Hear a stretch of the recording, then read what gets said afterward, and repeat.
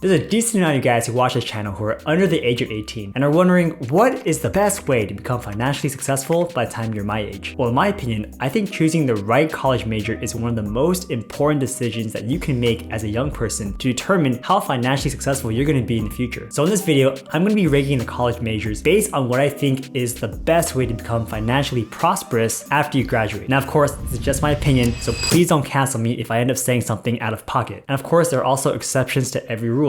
So if I say that this one major may not make so much money, there's obviously going to be a case of some person out there who is doing really well. But I think as a whole, generally speaking, if you want to be an actor, only a very small percentage of actors actually get a lot of money, whereas most of them are just waiting tables. So without further ado, let's get into it. So the first major is biology. So biology is cool because you get to learn about how the human body works, possibly about other animals, how life works in general. And biology usually feeds into pre-med, so becoming a doctor of some sorts. Now, that being said, there is a lot of opportunity with a biology major. You can get steady pay after graduating, but if you want to go the doctor route, then you have to take the MCATs and get really well to get into a good medical school. Then you're gonna be doing like 4 years of med school where you're gonna be paying a lot of money to go there and possibly take on hundreds of thousands of dollars of student loans. Then after you graduate, you'll be doing a few years of residency where you're gonna be paid maybe $35,000 a year to be a resident. Only then do you start making the big bucks as a full-fledged doctor. But because of your massive student debt, you're gonna be working that off for a very long time. And because you are a doctor, you're going to be expected to have like a nicer house, nicer car, and that lifestyle creep can really get to you. That being said, as well, as a doctor, you're not going to have as much free time as some of these other jobs and opportunities. And because most hospitals are understaffed, I think your life will be very stressful. So all that being said, I think biology, even though it is a good way to earn money, because of the lifestyle imbalances that you have to have and the sacrifices you have to be a doctor, I do put this in the B category. Of course, a lot of people who are doctors don't do it for the money, but they do it because they want to help society, and I totally respect that. But as far as like a financial perspective, putting in a solid B. The next one is business econ. So with the business econ degree, typically people go into like consulting roles or they're going to be accountants. This is a very solid major. I think after you graduate here, getting a job will not be that difficult. The courses in biz econ are actually not that hard in my opinion. You have a pretty decent time in college taking this major. After you graduate, you can even try to get an MBA to get those more higher level executive positions. So again, there's a lot of opportunities here. You can even be like an investment banker with this one and make a lot of money, but again, sacrifice a lot of your time. This one is very solid in my opinion. It also teaches you how business work in general, how economics works in general. I would put this in a solid A category. So chemistry is an interesting one in that you do get paid a decent amount if you can find a job. Like if you think about the opportunities that chemists have, most of them are research related. Maybe you're working for a big pharma company and you're trying to find like the latest new drug, or you're working for a shampoo company and you're trying to make a new formula for like their hair, or a toothpaste company, but they don't change their stuff that often. So the roles here are pretty limited. Like with a chemistry degree, maybe you become a pharmacist and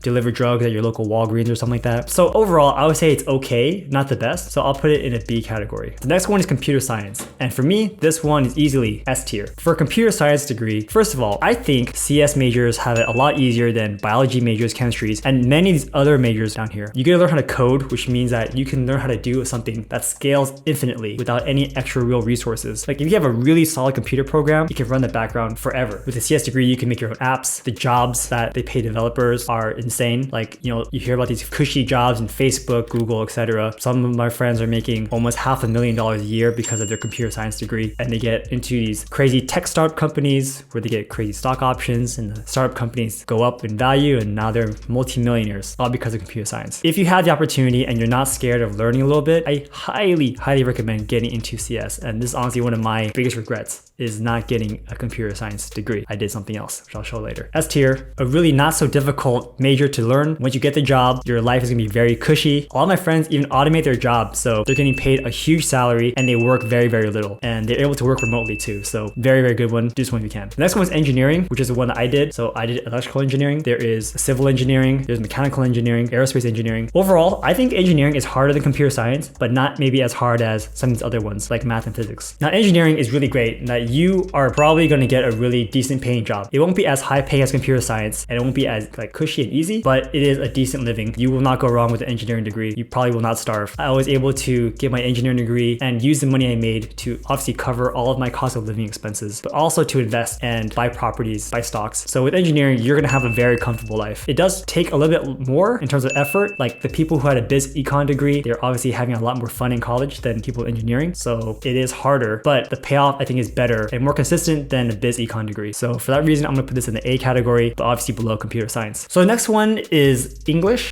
So this is probably one of the first ones that'll get me canceled. I think English goes in the D category. The opportunities for work after graduating with an English major are very slim. A lot of my friends who graduated with this major, I think work at nonprofits where they don't get paid that much, or sometimes they have to join like some like weird startups where they have like low level positions. So you get paid not too much if you graduate with an English major. The only real saving grace is if you end up doing something like law afterwards. There are some people who go from English major, history major into law, and then become very successful lawyers and get paid very well through that. But even as a lawyer, you have to go through law school, which means you're taking on a lot of student loans. And lawyers have kind of two peaks, right? Some of them are the corporate lawyers that get paid a lot and work a lot. Some of them are the more like the public defender type of lawyers where you still work a lot, but you get paid like a very mediocre amount. So for me, if I was going to college again, I would definitely not choose this because, to go to college in the first place isn't free. You have to pay a decent amount of money. And let's say you're paying like $20,000 a year to go to college. So for 4 years, that's $80,000. The job opportunities for most English majors is probably going to be somewhere in like maybe $40,000 range. And that was in California too. So it really wasn't worth it. You are going to have a hard time with like your student loans and stuff. And I feel like most people who do English majors, they try their best to get into loan forgiveness programs, or they teach English to people. It's just like not a great space to be if you want to be financially independent. I think you're gonna have a very hard time if you take this major and you're not already financially secure with your family. Now again, the same thing goes with history. Like the job opportunities for people with history majors is very low. You might work at a museum or something. I really don't know how you're gonna be financially prosperous with a history major by itself. Again, the only saving grace that I've seen from my friends who are history majors is they ended up doing law afterwards and then being successful because of law. They are obviously exceptions to the rule here, but I would say these two is probably not worth taking. Next one is mathematics. I would say math goes in the C category because there are jobs that pay, but not a lot. And math and physics, while I'm at it, I'm put it right here. Math and physics are super, super hard majors. Like it is insane how difficult these are because 1 + 1 = 2, that's basic. But at a certain point, you have to prove why does 1 + 1 = 2? And you have to write these crazy theorems that prove that 1 + 1 = 2. So because more theoretical, it gets more crazy. Physics, again, like there's basic physics that you can learn in high school, which makes sense because you interact with objects all the time. Like if I had this magnet here and I pull it out, okay, there's a force applied to it. So that makes sense to me. But when you take a physics major, you're talking about quantum physics at that point, things that aren't perceivable to the human eye, and things move differently on a really small level. So it's very, very complicated and very theoretical, and the job opportunities aren't really there. From my understanding, most of the people who are in these fields, they end up going to research or they end up trying to get a PhD to become a professor. Very few of them end up going into maybe like space programs like at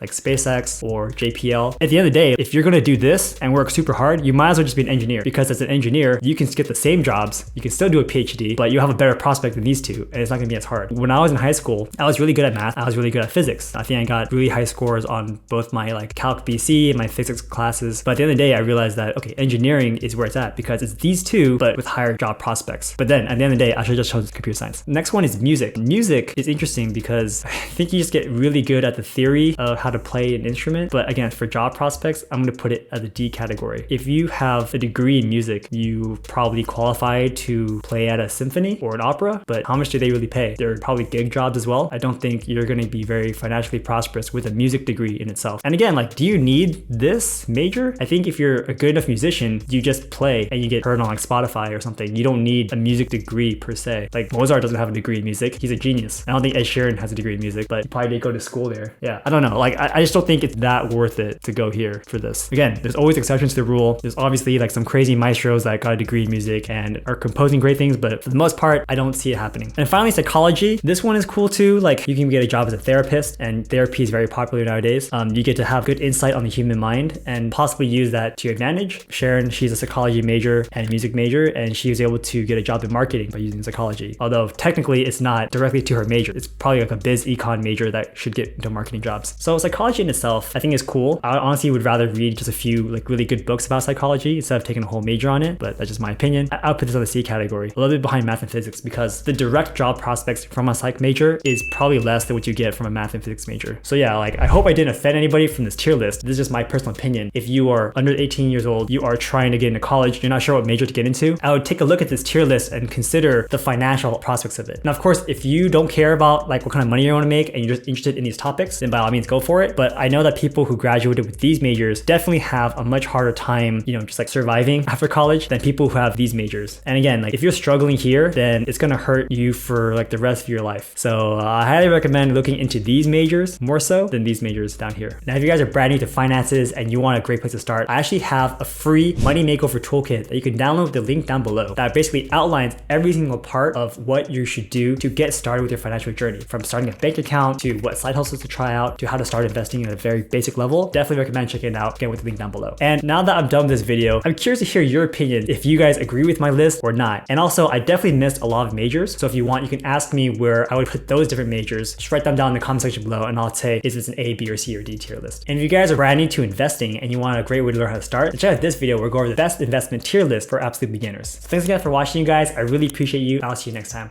Take care.